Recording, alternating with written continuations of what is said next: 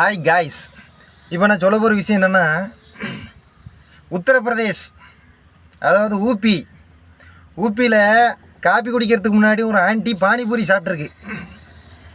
பானிபூரியை பையா பானியில் ஊற்றி இந்த தண்டியில் கையில் கொடுக்கும்போது அதை நார்மலாக இப்படி திறந்து இப்படி வாயில் போடுறது கிடையாது, ஆன்னு ஒரு மாதிரி பொழந்துட்டு வாயில் போடுறது.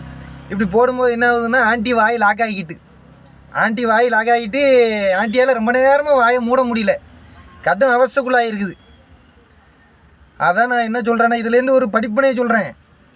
காலங்காத்தால் புள்ளைகளை ஸ்கூலுக்கு எழுப்புறேன்ற பேரில் வாயில் வந்ததெல்லாம் பிடிச்சி அந்த புள்ளைகளை திட்டி கஷ்டப்படுத்துறது, கட்டின புருஷன் ஜாமான் வாங்கி தர மாட்டேங்கிறன்றதுக்கு அவனை போட்டு திட்டி மாய்க்கிறது, அதே மாதிரி மவளுக்கும் மருமனுக்கும் சண்டை நடந்த மருமனை திட்டுறது, இந்த மாதிரி நல்ல நாரம் உள்ள வாயெல்லாம் மாட்ட மாட்டேங்குது. நல்ல மனுஷருக்கு வாய் லாக் ஆகிக்குது. கவனமாக இருங்க. இந்த மாதிரி வாய் லாக் ஆகிறதுக்கு வாய்ப்புகள் நிறைய இருக்குது. அதனால் அதிகமாக வாயை திறக்காதீங்க. தேவைக்கு திறங்க, தேவைக்கு மூடுங்க.